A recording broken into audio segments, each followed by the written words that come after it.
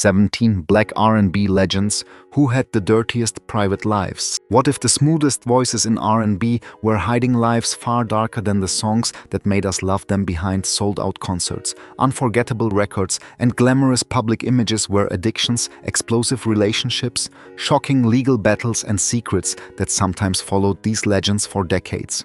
From Rick James and Marvin Gaye to Ike Turner, Ray Charles, and Michael Jackson. The stories behind the music reveal complicated people whose private struggles often looked nothing like their carefully polished images. Some rebuilt their lives, others never escaped the consequences. So which legend's story will surprise you most? Stay until the end, subscribe to Golden Black Legends, and tell us in the comments, can you separate the music you love from the person who created it? Rick James. Rick James built his career on excess rebellion and a sound that refused to behave. By the early 1980s, the Buffalo-born musician had become one of Motown's biggest stars, blending funk rock and R&B into explosive records such as Give It To Me Baby and the 1981 smash Super Freak. Behind the flamboyant costumes and wild stage presence, however, James's private life gradually became far darker than the outrageous image he sold to audiences. James openly acknowledged extensive drug use, particularly cocaine, and his addiction intensified as his career declined. The most serious chapter came in the early 1990s. In 1991, James and his girlfriend Tanya Hijazi were arrested after a woman accused them of holding her against her will and assaulting her at James's California home. While free on bail, James became involved in another violent incident involving a second woman in 1992. The resulting criminal proceedings were not merely celebrity rumors. In 1993, James was convicted of offenses, including assault and false imprisonment, though he was acquitted of a more serious torture charge. He ultimately received a prison sentence and served roughly 2 years before being released. The episodes permanently changed how the public viewed the man behind Super Freak. James later discussed his addiction and destructive behavior with striking candor rather than pretending those years never happened. After prison, he attempted to rebuild his career and eventually enjoyed renewed cultural attention when his music and larger-than-life personality were rediscovered by younger audiences. But years of substance abuse and declining health had taken a toll. Rick James died on August 6, 2004 at age 56. His story remains one of funk music's sharpest contradictions. Extraordinary creativity existing beside devastating self-destruction. Rick James wanted audiences to believe there were no limits. Eventually, his private life demonstrated exactly why limits mattered. Marvin Gaye. Marvin Gaye could make romance sound almost sacred. Through Let's Get It On, Sexual Healing, I Heard It Through the Grapevine, and the socially conscious masterpiece, What's Going On, he became one of Motown's most important voices. Yet behind that smooth image was an intensely complicated private world, involving troubled marriages, infidelity, drug dependence, financial problems, depression, and increasingly unstable behavior during his final years. His romantic history was particularly turbulent. In 1963, Gaye married Anna Gordy, the sister of Motown founder Berry Gordy. Their relationship eventually deteriorated, and the emotional collapse of the marriage helped inspire the painfully revealing 1978 album Here My Dear. By then, Gaye had become involved with Janice Hunter, whom he met when she was 17 and he was in his 30s. They eventually married and had 2 children, Nona and Frankie, but that relationship also ended in divorce. Gaye's difficulties extended far beyond romance. Cocaine dependence became increasingly destructive, especially during the late 1970s and early 1980s. Financial problems and unpaid taxes added pressure, while periods of depression and paranoia complicated his attempts to regain stability. His triumphant comeback with Sexual Healing in 1982 suggested that another chapter might finally be beginning. Instead, his final months became increasingly troubled. Gaye returned to his parents' home in Los Angeles, where tensions with his father, Marvin Gaye Sr., escalated. On April 4, 1984, one day before Marvin's 45th birthday, An argument inside the house turned fatal. After Gaye intervened in a dispute between his parents, his father shot him. Marvin Gaye died at 44. His private life should not be reduced to sensational rumors. The documented reality is already powerful enough. Enormous talent existed, alongside addiction, damaged relationships, emotional turmoil, and family conflict. Marvin Gaye spent his career singing beautifully about love, intimacy, peace, and healing. Tragically, those were often the very things his own life struggled hardest to hold on to. Ike Turner. Ike Turner was one of the architects of early rock and R&B, but his musical achievements became permanently entangled with the disturbing history of his private life. A gifted bandleader, guitarist, producer, and talent scout, Turner played on the 1951 recording, Rocket 88, frequently cited as an important precursor to rock and roll. His greatest fame, however, came alongside Tina Turner in the Ike and Tina Turner Revue, whose explosive performances made them one of the most recognizable musical acts of the 1960s and 1970s. Behind that success was a marriage Tina later described as deeply abusive. In her 1986 memoir I, Tina, she detailed physical violence, intimidation, infidelity, and Ike's controlling behavior. Ike disputed portions of her account over the years, although he later acknowledged hitting Tina during their relationship. Their marriage ended after Tina fled from him in 1976, and their divorce was finalized in 1978. Turner's problems continued after the partnership collapsed. Cocaine became a major part of his life, contributing to increasingly serious legal trouble. In 1989, he was convicted on drug-related charges and eventually served prison time.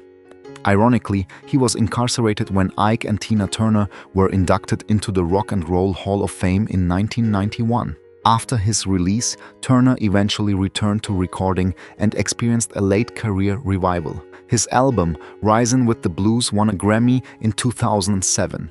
Yet professional recognition could not erase the darker parts of his history. Ike Turner died on December 12, 2007 at age 76. The medical examiner determined that his death resulted from a cocaine overdose with cardiovascular disease and other conditions contributing. Turner's story remains deeply contradictory, an influential musician capable of extraordinary creativity whose legacy was permanently damaged by documented addiction, violence, and destructive behavior behind closed doors. David Ruffin. David Ruffin possessed one of the most emotionally recognizable voices in Motown history.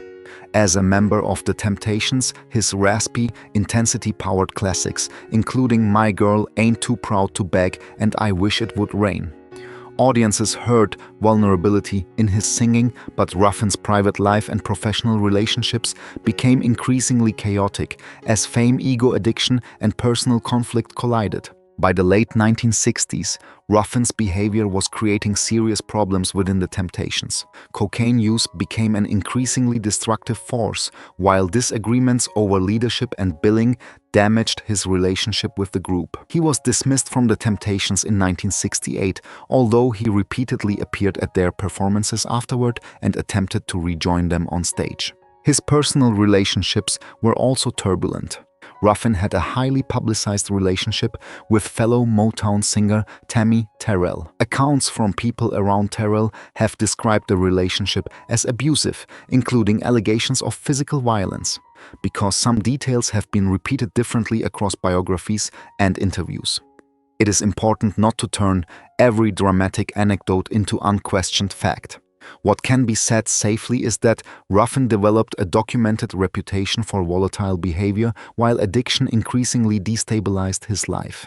Despite everything, the voice remained extraordinary. Ruffin pursued a solo career, reunited periodically with former Temptations, and later performed with Eddie Kendricks and Hall & Oates, yet he never fully escaped substance dependence. On June 1, 1991, Ruffin died in Philadelphia at only 50 years old. His death was ruled accidental and attributed to an adverse reaction to cocaine. David Ruffin's story is therefore more tragic than any invented scandal needs to be. He possessed a voice capable of expressing heartbreak with breathtaking authenticity while away from the microphone. His own choices and addictions repeatedly damaged relationships, opportunities, and ultimately himself. James Brown.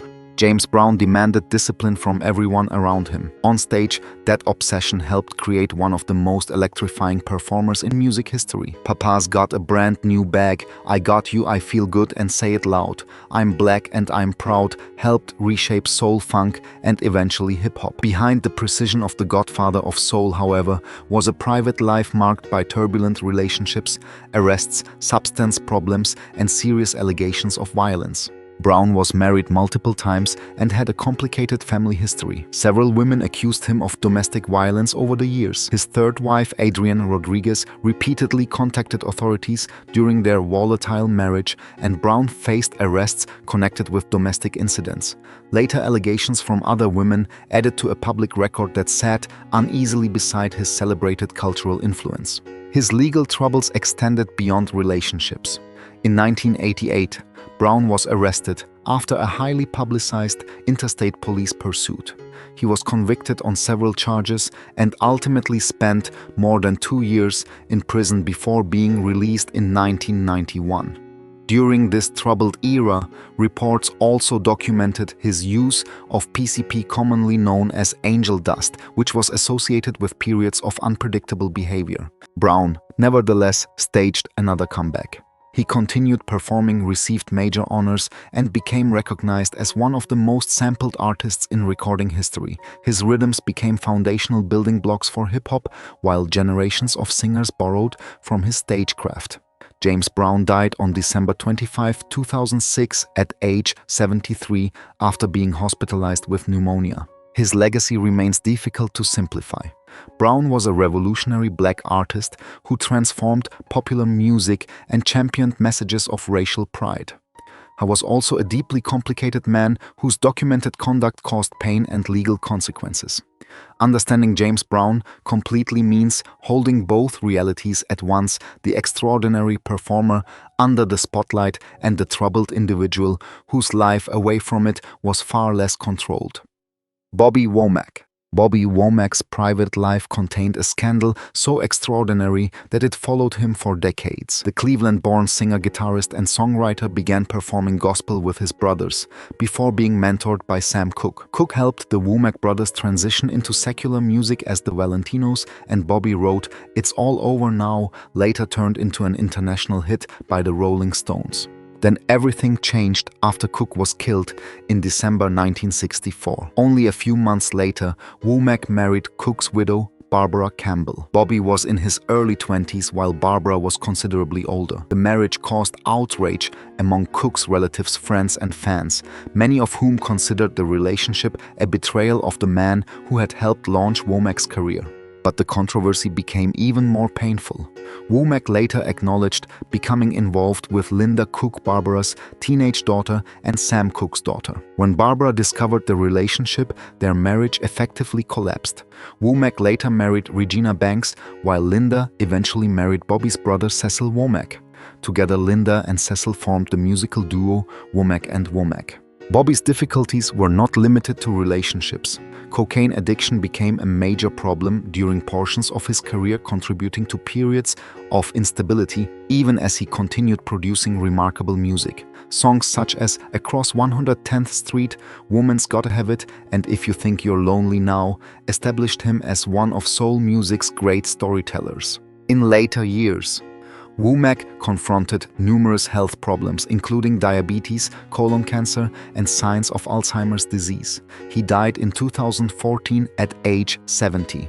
His story requires no invented rumors. The documented reality already contains extraordinary contradictions, loyalty and betrayal, addiction and recovery, scandal and artistic brilliance.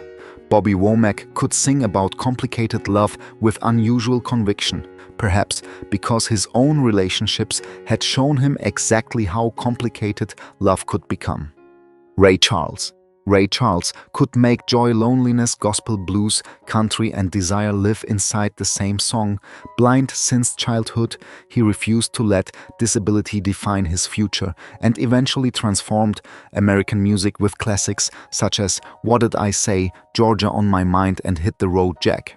Yet while his professional life represented extraordinary independence, his private world was considerably more complicated, shaped by heroin, addiction, infidelity, and relationships that stretched far beyond his marriages. Charles struggled with heroin addiction for roughly 2 decades, and narcotics repeatedly brought him into contact with law enforcement.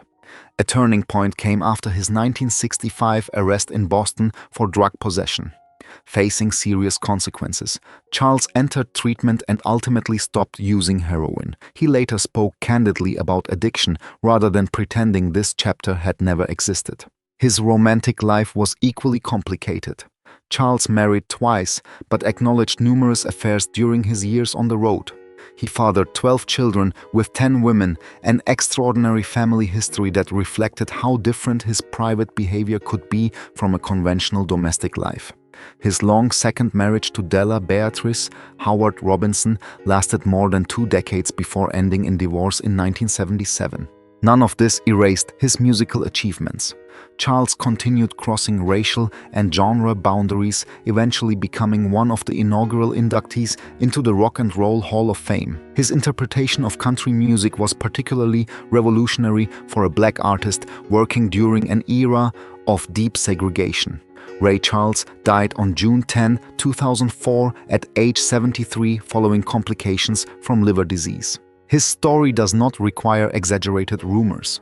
The documented contrast is fascinating enough: a musical genius who conquered blindness and heroin dependence while leaving behind a remarkably complicated romantic history.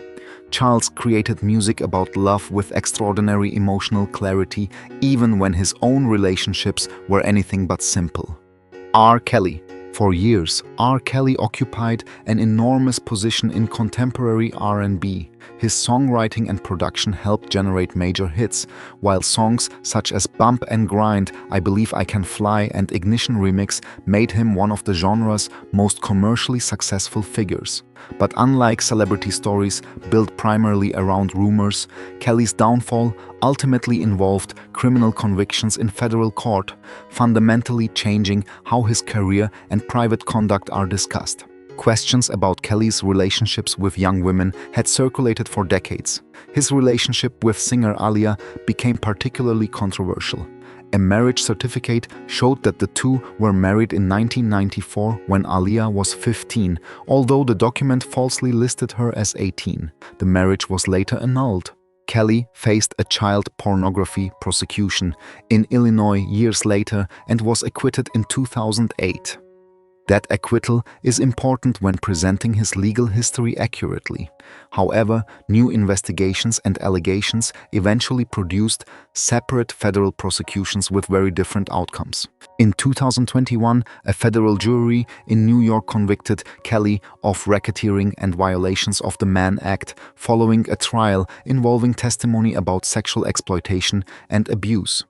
He was sentenced to 30 years in prison. In a separate Chicago federal case, Kelly was convicted in 2022 of producing child sexual abuse material and enticing minors, receiving another sentence in 2023, largely concurrent with the earlier term. That distinction matters.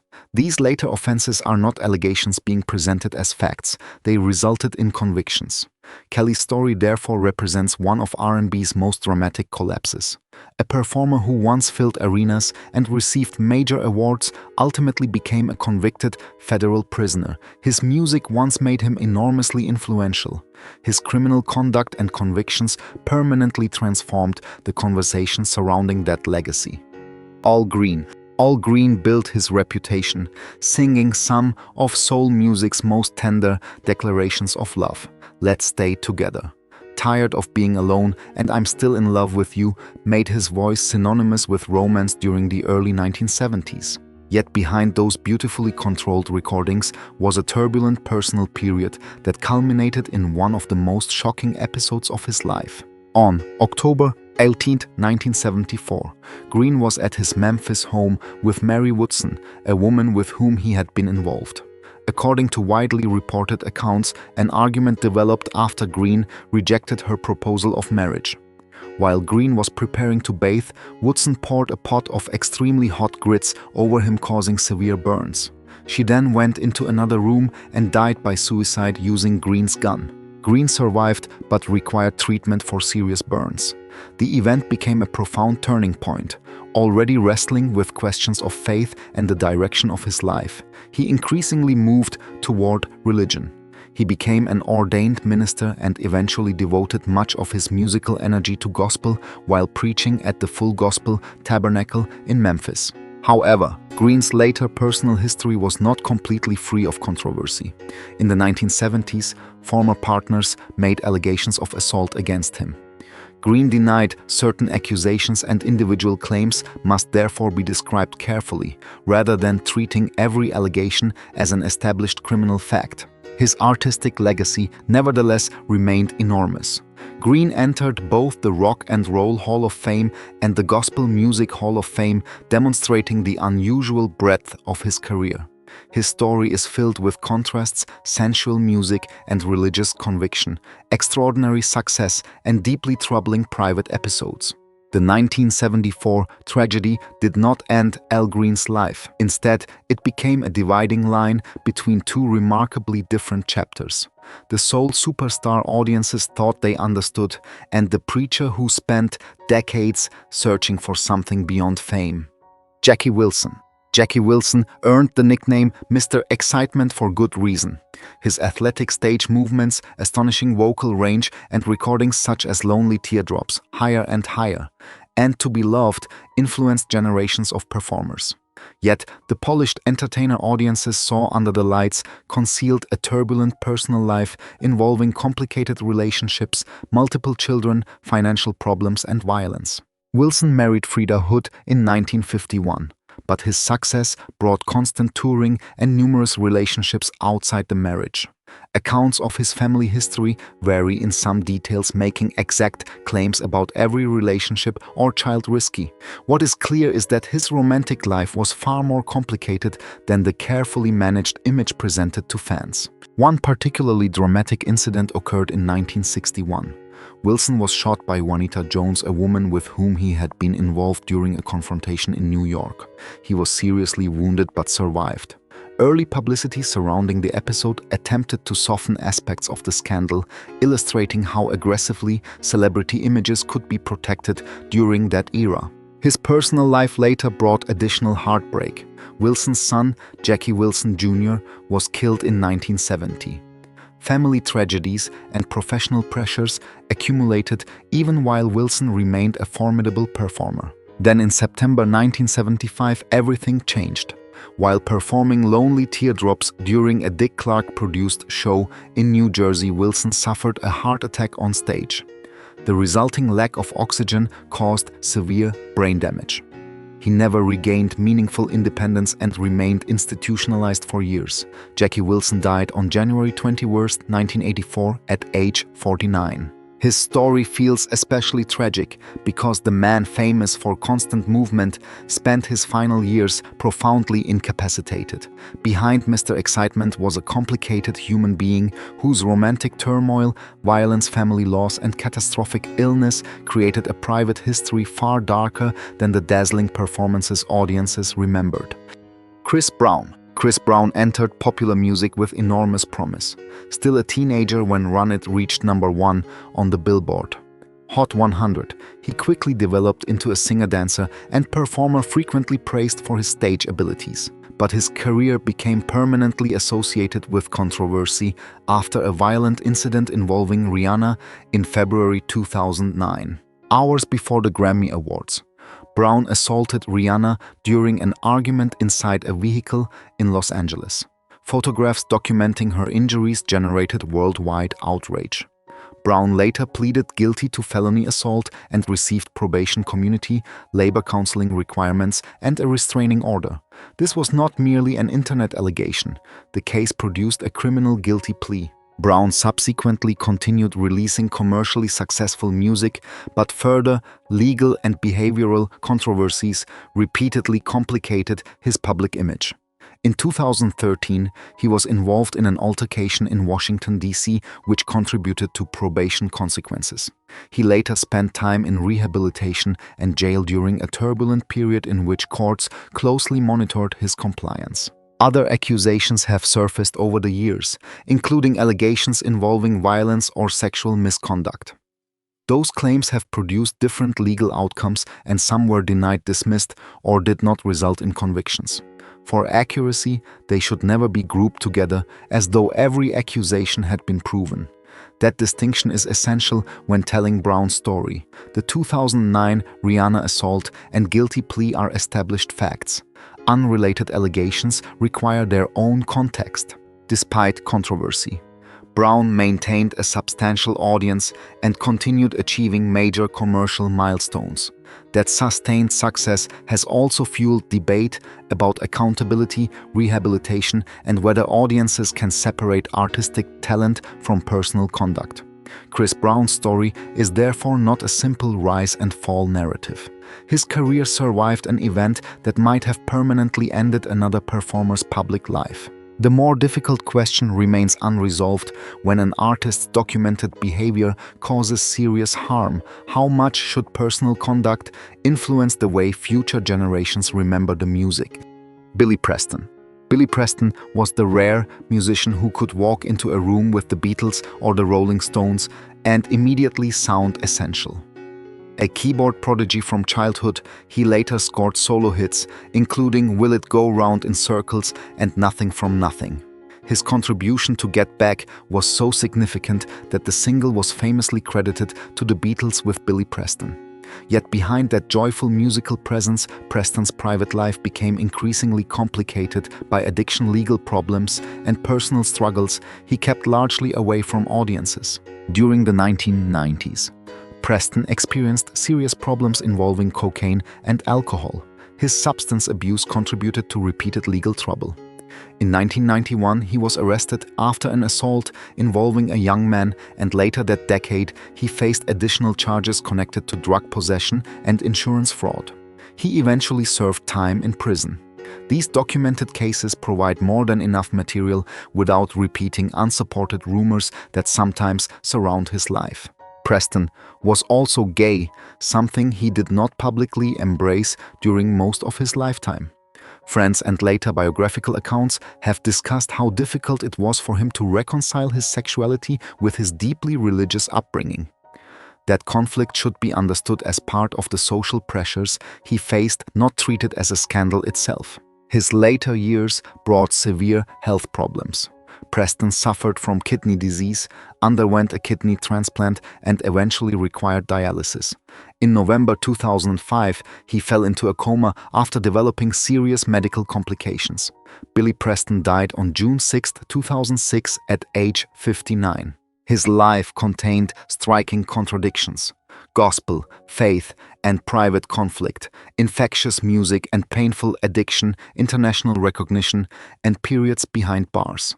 Preston brought extraordinary energy to some of popular music's greatest recordings, but away from the keyboard.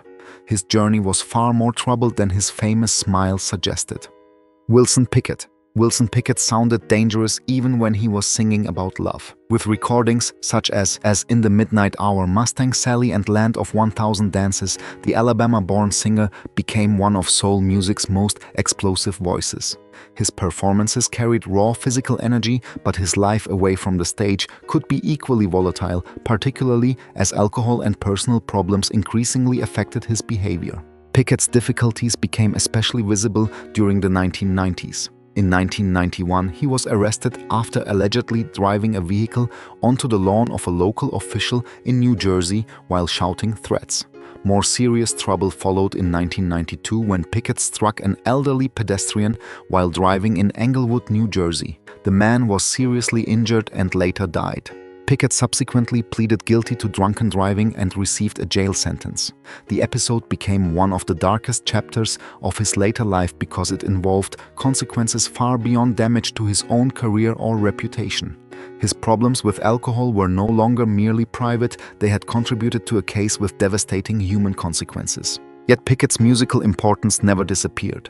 His recordings remained foundations of Southern soul, and his influence was eventually recognized with induction into the Rock and Roll Hall of Fame in 1991. Younger musicians continued performing his songs long after his commercial peak had passed. Pickett eventually returned to performing, although declining health reduced his activity during his final years. He died on January 19, 2006, at age 64 after suffering a heart attack. His story presents an uncomfortable contrast. The same intensity that made Wilson Pickett unforgettable on stage existed alongside instability away from it. His musical legacy remains enormous, but an accurate account cannot ignore the documented legal and alcohol-related troubles that complicated the man behind that extraordinary voice. Michael Jackson. Michael Jackson's private life became one of the most scrutinized in entertainment history. Beginning as a child star with the Jackson 5 before becoming the artist behind Off the Wall. Thriller and Bad Jackson reached a level of global fame few entertainers have experienced. That success, however, created an unusual existence shaped by isolation, relentless media attention, unconventional relationships, changing appearance, prescription medication, and eventually serious criminal allegations. Jackson's Neverland Ranch and his friendships with children attracted intense scrutiny. In 1993, he was accused of sexually abusing a boy. Jackson denied the allegation, and the resulting civil case was settled in 1994 without an admission of wrongdoing. No criminal charges resulted from that investigation. A second major legal battle followed years later. Jackson was arrested in 2003 and prosecuted on charges involving another boy. After a highly publicized California trial in 2005, the jury found Jackson not guilty on all counts. That acquittal is essential. Allegations should never be rewritten as convictions simply because they remain controversial. After Jackson's death, additional men publicly accused him of sexual abuse. His estate has strongly denied those allegations. Some claims became the subject of civil litigation, making careful attribution particularly important when discussing them. Jackson's final years also involved documented reliance on prescription medications and severe sleep difficulties. On June 25, 2009, he died at age 50 from acute propofol and benzodiazepine intoxication. His physician Conrad Murray was later convicted of involuntary manslaughter. Michael Jackson therefore remains extraordinarily difficult to summarize. His artistic influence is undeniable, while controversies surrounding his private life continue to generate fierce disagreement. For a fact-based script, the distinction must remain clear. Accusations are accusations, acquittals are acquittals, and proven facts should never be mixed with speculation merely to make the story darker. Ronald Isley. Ronald Isley spent decades as the unmistakable voice of the Isley Brothers, moving successfully through gospel R&B, soul, funk, and contemporary music, while musical trends changed around him. From Shout and Twist and Shout to It's Your Thing, between the sheets and later collaborations with younger artists. Isley achieved a longevity few performers could match. But behind the sophisticated image associated with his later Mr. Big's persona was a major financial and legal controversy. The central issue was not a sensational romantic scandal, but federal taxes. Prosecutors accused Isley of failing to properly report and pay substantial amounts of income to the Internal Revenue Service. His financial situation had already become complicated by bankruptcy, but federal authorities alleged that he continued spending money and concealing income while significant tax obligations remained unpaid. In 2005, Isley was convicted of multiple counts of tax evasion. The following year, he was sentenced to 3 years and 1 month in federal prison and ordered to pay millions of dollars in back taxes to the IRS. The case was serious enough to temporarily interrupt the career of a performer who had already spent nearly half a century making music. Isley served his sentence and was released in 2010. Rather than disappearing, he returned to performing and recording, demonstrating the remarkable durability that had characterized his entire career. The Isley Brothers' catalog continued finding younger audiences through sampling, streaming, and collaborations. Ronald Isley's inclusion in a story about controversial private lives therefore requires precision. There is no need to manufacture lurid, romantic allegations around him. His tax evasion conviction and federal imprisonment are documented facts and represent the strongest legitimate basis for his inclusion.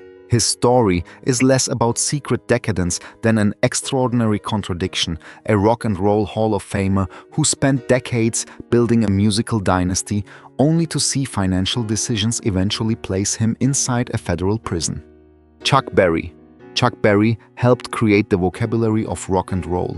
His guitar riffs, storytelling, stage presence, and songs such as Johnny B. Good, Maybelline, and Roll Over Beethoven influenced generations from the Beatles and Rolling Stones onward. But while Berry's musical legacy became almost untouchable, his private and legal history was considerably more controversial. One major scandal emerged in 1959, after Berry transported a 14-year-old girl across state lines and employed her at his nightclub in St. Louis. He was prosecuted under the Mann Act. His first conviction was overturned because an appeals court found that the trial judge had demonstrated racial prejudice. Berry was tried again, convicted, and ultimately served approximately 20 months in federal prison. Decades later, another controversy erupted around Berry's restaurant, the Southern Air in Missouri. In 1990, multiple women filed lawsuits alleging that hidden cameras had been installed in the women's restroom. Berry denied responsibility for secretly recording customers, and the civil litigation was eventually settled. Because the cases were resolved without a trial establishing every allegation, responsible storytelling should distinguish accusations from proven criminal findings. Berry also faced additional legal problems during his long career, including a 1979 conviction for tax evasion that resulted in prison time and community service. These episodes created an uncomfortable contrast with the joyful music that made him an American cultural icon. Yet Berry's influence remained enormous. He received a Grammy Lifetime Achievement Award and was among the inaugural inductees into the Rock and Roll Hall of Fame in 1986. He died in 2017 at age 90. Chuck Berry's story illustrates why artistic legacy and personal conduct cannot always be placed in the same box. His music helped build rock and roll, but celebrating that achievement does not require ignoring the documented controversies that followed him away from the stage. Red Fox. Red Fox made audiences laugh about subjects television had once considered untouchable. After decades performing provocative stand-up comedy, he became a household name as Fred Sanford on Sanford and Son. His fake heart attacks, usually accompanied by cries of "Elizabeth," became one of television's most recognizable running jokes. Away from the cameras, however, Fox's finances and relationships were considerably less amusing. Fox married 4 times, and his divorces contributed to a turbulent financial history. He was also known for an extravagant lifestyle, and stories about gambling followed him throughout his career. But the most concrete evidence of his financial problems came from the Internal Revenue Service. By the late 1980s, Fox reportedly owed the government millions of dollars in unpaid taxes. In 1989, IRS agents seized property from his Las Vegas home as part of efforts to recover the debt. The image was striking: one of America's best-known comedians who had earned substantial money during his television career watching federal authorities take possessions because of enormous tax liabilities. Fox later filed for bankruptcy, but he continued working and attempted another television comeback. In 1991, he joined Della Reese in the CBS sitcom The Royal Family. During rehearsals on October 11, 1991, Fox suddenly collapsed after suffering a heart attack. Because his Sanford and Son character had spent years pretending to suffer heart attacks for laughs, some people initially believed Fox was performing the familiar routine. This time, tragically, it was real. He died at 68 years old. Red Fox's private life was not defined by the extreme criminal scandals associated with some other names on this list. His story instead illustrates another kind of celebrity chaos: multiple marriages, enormous tax debts, bankruptcy, and financial instability, existing behind the success of a performer who had spent his career making everyone else laugh. Behind the unforgettable songs and dazzling performances were private lives far more complicated than many fans ever imagined. From Rick James and Ike Turner to Marvin Gaye, Ray Charles, and Michael Jackson. These legends left enormous marks on music while facing controversies, addictions, legal battles, and personal choices that continue to spark debate today. Their stories remind us that extraordinary talent does not automatically create an uncomplicated life. But here's the question: should an artist's private behavior change the way we remember their music, or should the art and the individual be judged separately? Tell us what you think in the comments and which controversial R&B legend surprised you most. Subscribe to Golden Black Legends for more untold stories behind the icons who shaped generations.